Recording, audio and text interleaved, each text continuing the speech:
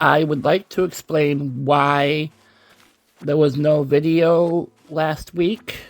It's because when I was trying to delete a game that I do not play anymore, I accidentally deleted the Animal Crossing save file on my Switch Lite, so I deleted Elowin by accident.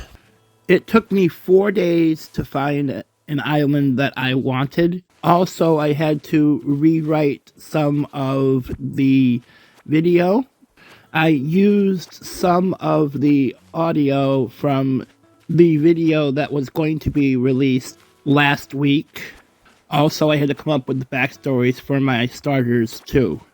So that is why there was not a video last week. Hello everyone, in this week's video, I explain why I'm back at this screen again. I will also speak about my neighbors' backstories. What happened was there was a huge storm on Elowin, and Elowin was destroyed. The cause of the storm was my campsite visitor. I could have dealt with Rodney and then booted him later, but there's someone worse at the campsite than Rodney. If you have been watching the Luna Key series, you'll know who the campsite visitor was. So I decided to restart the island. My plans are the same as I talked about in the last episode, and the name is going to stay the same. Let's just hope that he doesn't find his way back to the campsite again. Note, there is some people who actually like this character, and I'm not going to mention his name because I don't want him to come back to the island. But I absolutely respect anybody who likes him, but I do not like him at all.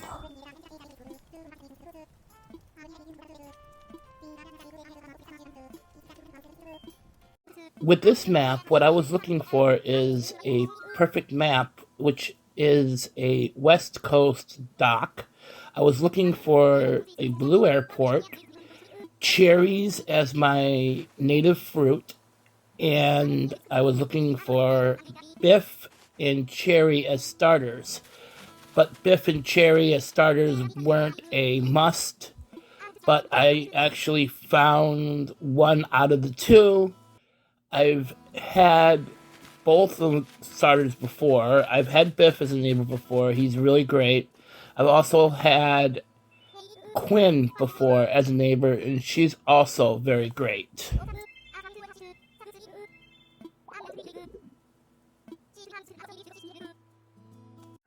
Quinn was born in Ventura, California. Growing up, she always used to sing around the house.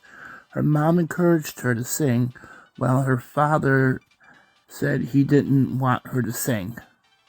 Her dad wasn't a nice guy. He wanted her to have a regular job as a doctor, like him and the rest of the family and her sisters. She doesn't want to be a doctor. She wants to be like her mom. Her mom was in a band before she met Quinn's father. She had some hits on the record charts. Her father doesn't like it that Quinn wants to be like her mother and be a singer. The reason why he doesn't want her to be a singer is because he thinks that being a musician is not a real job. Quinn doesn't care what her father thinks, so she decided to start a band behind her father's back with her friends in school. The principal is really cool. He had an open door policy, and Quinn and her friends heard of the problem that the DJ was hired by the principal, but he decided to take the money and run. They told the principal that you have a problem, we might have a solution to your problem. We are a band and we're willing to play the prom. Quinn said that you always treated us and the rest of the students with respect, and was cool with us having a jam session outside in the alcove during lunch. You also defended us when the social studies teacher, when he tried to break up the jam session. You told the teacher, leave them alone, they're not bothering anyone, and also they're pretty good too. We also don't think it's fair for what happened. The principal said thanks, and it would be an honor to have your band play at the senior prom. He told Quinn that they can play whatever they want, covers or original songs. He didn't care.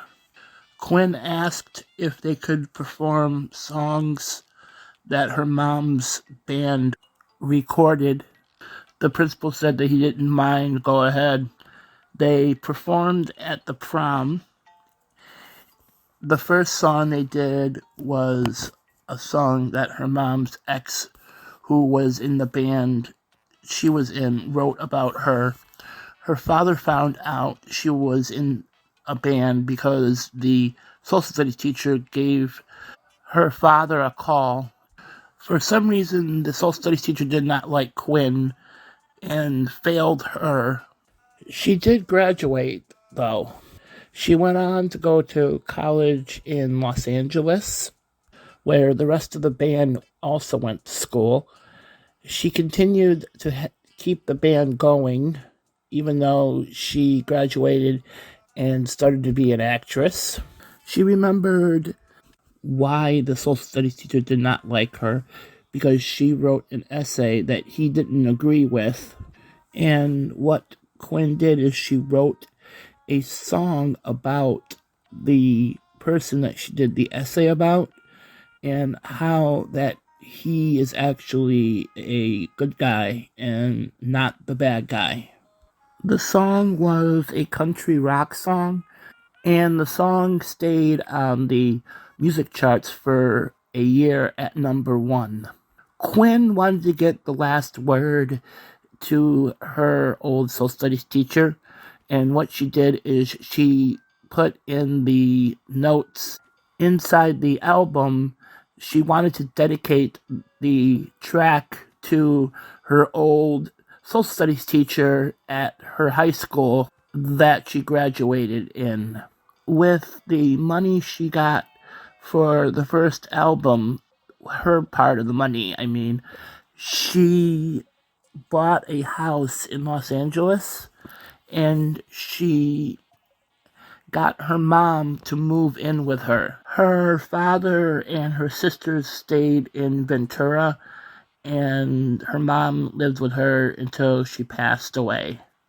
After her mom passed away, she decided to move away from California because her mom was the only family that she had. So she decided to sign up for the Nook's Deserted Island Getaway Package, hoping she can find some friends that she could treat as her family. Quinn is very nice, but she's also a rebel. Quinn is very loyal to her friends, and she always treats her friends like they're her family. Biff was born in Cambria, California. He loves the beach. He grew up in walking distance to the beach.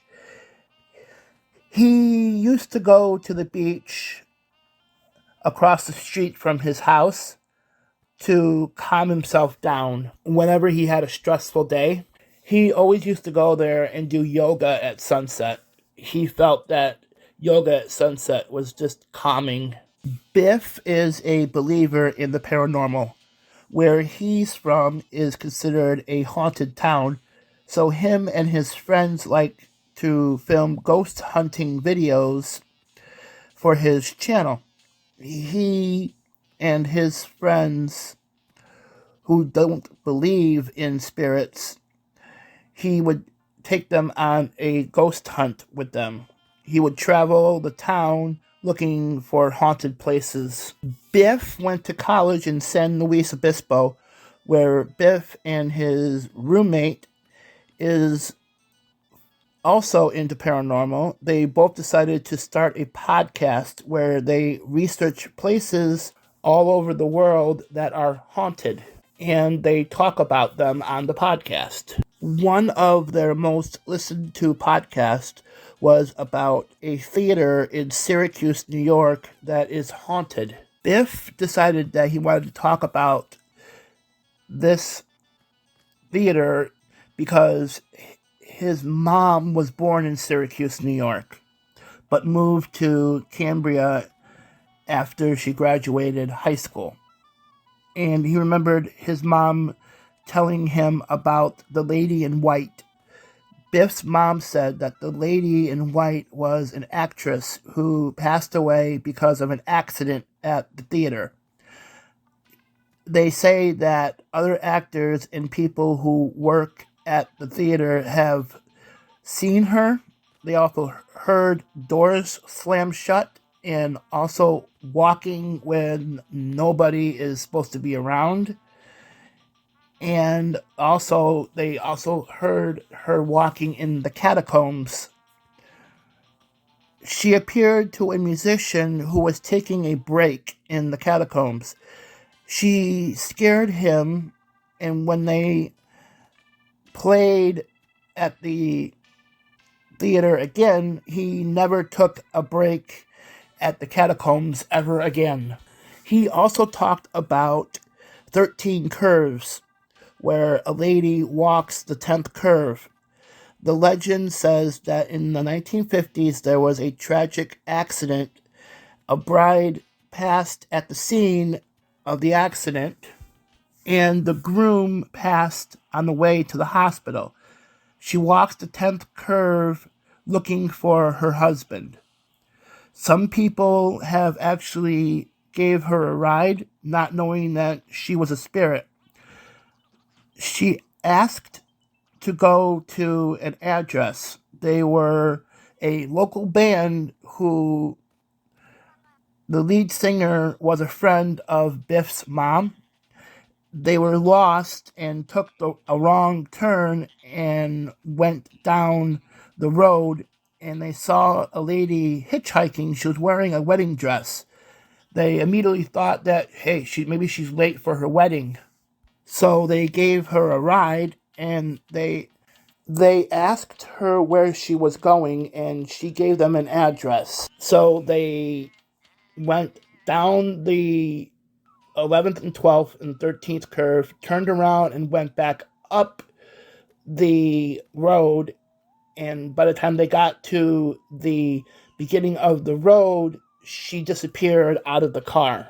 The guitar player said, hey, why don't we just go past that address? It's on the way to the bar that we're playing at tonight. So Biff's mom's friend said, sure, might as well. So they go to the address and find out that it's a local cemetery. Biff said, let's just say that my mom's friend just kept right on driving. Didn't even stop. Biff and his friend kept the podcast going even after they graduated. Biff produced a movie and wrote the movie, and he filmed the movie on location in Syracuse, New York. The movie is about a lady who is a paranormal ghost hunter, and she is obsessed with the haunting of 13 Curves. The lady name was Destiny. Her and her friends solve the mystery of 13 Curves, and the movie starts in black and white. It shows the history of the curves. They film all around Syracuse, especially on the 13 Curves Road, and also some other local landmarks in the area. The movie was a huge success. It was an independent film. Biff also used music from bands in the Syracuse area for the film. He thought that it would give the local bands more eyes on their music, and a lot of people would come to Syracuse to actually see these bands perform live. He got back to California, and a lot of studios wanted to distribute the film. To this day, a lot of people credit the 13 Curves movie that Biff made a staple of why they like the paranormal and ghost hunting. Biff produced a few more movies, and he decided that he wanted to retire and step away from Hollywood. So he saw an advertisement for the Nooks Desert Island Getaway Package, and he signed up, and he heard about the community on Elwyn, and he thought that it would be home that he was looking for. He told Tom Nook that he was interested in living on Elwyn. Tom Nook told him that there is an opening for him on Elwyn. Biff really loves Elwyn. He wanted to live on the beach because he always loved the beach, and his last house was actually a beach house in Santa Monica. Biff looks intimidating, but Biff is actually a really nice guy, and he absolutely loves his friends, and he treats his friends like they're his family. Thank you for joining me this week. Next week, we will go on a villager hunt and look for the first peppy, lazy, and normal neighbors. Thank you for watching my video. If you liked the video, please like, subscribe, and turn on notifications.